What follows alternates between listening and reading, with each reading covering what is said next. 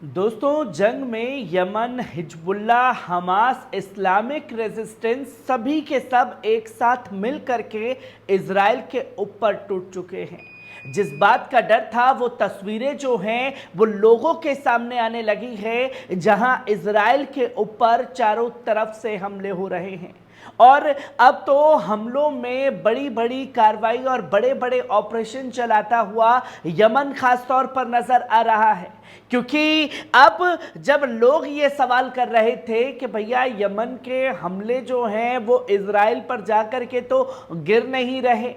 तो अब यमन ने लाल सागर के साथ साथ इराक में पहुंच करके इराकी रेजिस्टेंस के साथ मिल करके इजरायली पोर्ट को निशाना बनाना शुरू कर दिया है। जहां अशदोद और हाइफा पर ड्रोन दागे गए हैं, तो वहीं लाल सागर में अमेरिकी जहाज पर ऐसा निशाना लगाया है कि उसे समुद्र में ही डुबा दिया गया है। वहीं दूसरी तरफ यमन की तरफ से यह भी बताया गया है कि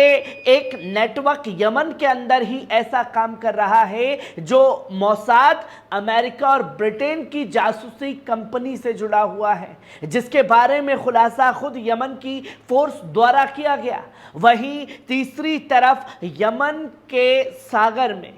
यानी कि यमन के समुद्री इलाके में जहाज डूबने से 49 लोगों की मौत हो गई है और 150 से ज्यादा लोग जो हैं लापता हो गए हैं। उन्हें ढूंढने का काम किया जा रहा है। ये तमाम बड़ी तस्वीरें जो हैं यमन से सामने आ रही हैं, और अगर कोई हमला होता, किसी वेबसाइट के जरिए बताया जाता, तो इस पर यकीन करना मुश्किल होता। पर खुद यमनी आर्म फोर्स के ब्रिगेडियर याह्या सारी ने आकर के खुद बताया कि हाँ, हमने बड़े ऑपरेशंस को अंजाम दिया है, जो कि आप साफ तौर पर स्क्रीन पर देख सकते हैं। जहां ये बताया गया याह्या सारी द्वारा कि हमने कब्जे वाले फिलिस्तीन के बंदरगाहों में प्रवेश पर प्रतिबंध लगाने के निर्णय का उल्लंघन करने वाली एक कंपनी के जहाज को सैन्य अभियान से निशाना लगाया है, और यह बताया कि सैन्य अभियान में कई ड्रोन और बैलिस्टिक मिसाइलों के साथ लाल सागर में ट्यूटर नाम के जहाज को निशाना बनाया गया, जिसमें यह बताया गया कि जहाज गंभीर रूप से क्षतिग्रस्त हो गया और वहीं समुद्र में डूब गया। ऐसा सटीक निशाना लगाया कि 2 टुकड़ों में जहाज बट गया और वहीं डूब गया, जिसकी जानकारी खुद याह्या सारी द्वारा दी गई है। और फिर इराक में अशदोद और हाइफा शहरों में 2 महत्वपूर्ण ठिकानों पर इस्लामिक प्रतिरोध के साथ 2 संयुक्त सैन्य अभियान चलाए गए, जहां साफ तौर पर याह्या सारी ने यह बताया कि इराक के अंदर मौजूद यमनी आर्म फोर्स और इराकी रेजिस्टेंस की फोर्स ने मिलकर के जॉइंट ऑपरेशन चलाया। एक अशदोद और एक हाइफा पोर्ट को निशाना बनाया गया है। दोनों संयुक्त ऑपरेशन ड्रोन और उपयोग करके किए गए और सफलतापूर्वक अपने लक्ष्य को हासिल कर रहे हैं। हम सभी कंपनियों को इजरायली दुश्मन से निपटने के परिणामों और कब्जे वाले फिलिस्तीन के बंदरगाहों पर उनके जहाज़ों के आगमन के बारे में चेतावनी देते हैं, और साफ तौर पर कहते हैं कि चेतावनियों को गंभीरता से नहीं लिया जाता। हमारे क्षेत्र में कंपनी के जहाज़ों को निशाना बनाया जाएगा।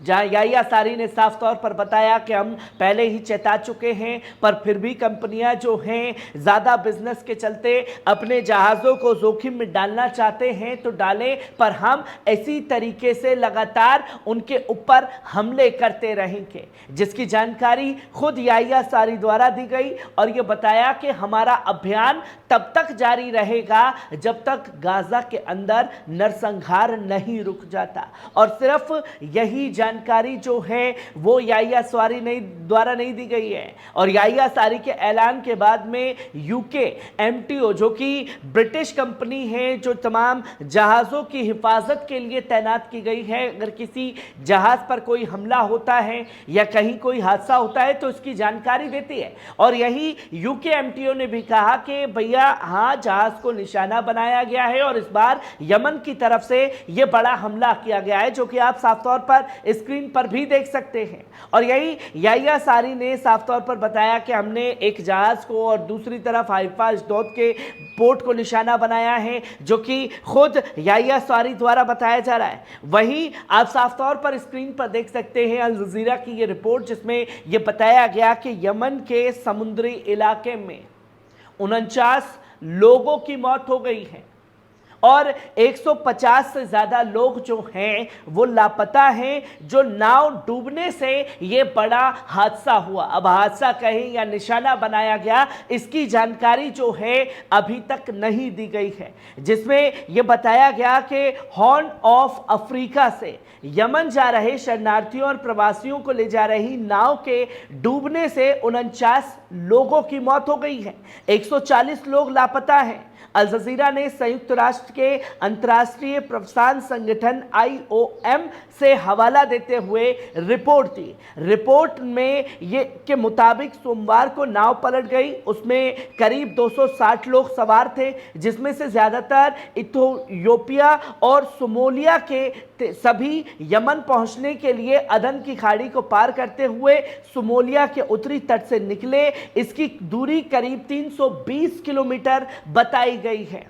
और अल जजीरा ने यह बताया कि हॉर्न ऑफ अफ्रीका और पूर्वी अफ्रीका से आए शरणार्थियों और प्रवासियों को यमन के रास्ते सऊदी और क्षेत्र के अन्य अरब देशों तक पहुंचाने के लिए खतरनाक यात्रा का सामना करना पड़ा। IOM ने मंगलवार को एक बयान में कहा कि 71 लोगों को बचा लिया गया है, जिसमें से 8 को अस्पताल ले जाया गया है। इसके अलावा मरने वालों में 6 बच्चे और 31 महिलाएं शामिल हैं। इससे पहले अप्रैल में यमन पहुंचने की कोशिश कर रहे जिबूती के तट पर 2 जहाजों के डूबने से तकरीबन 62 लोगों की मौतें हो गई थी। IOM ने यह भी कहा कि अब तक इस रास्ते पर 1860 लोग मारे जा चुके हैं, जिनमें 480 डूब गए हैं, जिसकी जानकारी लगातार जुटाई गई। और अब यह नहीं बताया गया कि यह हादसा अपने आप हुआ या यमन के हमलों से निशाना बनाया गया, जिसकी जानकारी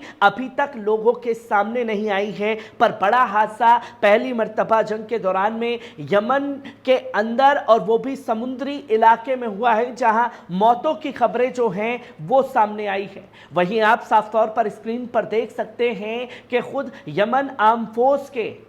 एक सीनियर ने यह बताया कि एक जासूसी कंपनी जो है वो मोसाद अमेरिका ब्रिटेन के लिए काम कर रही है, जहां यह बताया गया और घोषणा की गई यमना सुरक्षा बलों के अमेरिकी और इजरायली खुफिया एजेंसियां संचालित एक बड़े जासूसी नेटवर्क का पर्दाफाश किया है। अधिकारियों ने खुलासा किया है कि नेटवर्क 2015 से यमन में तमाम जानकारी जुटा रहा है। सुरक्षा और खुफिया सेवा के प्रमुख मेजर जनरल अब्दुल हकीम हशम अल खेवानी ने एक टेलीविजन के बयान में यह कहा कि हमारे कुछ सुरक्षा तंत्र जो हैं वो मोसाद के साथ मिलकर के काम करते हैं और यमनी आर्म फोर्स की अहम जानकारियां जो हैं उन्हें प्रोवाइड कराते हैं,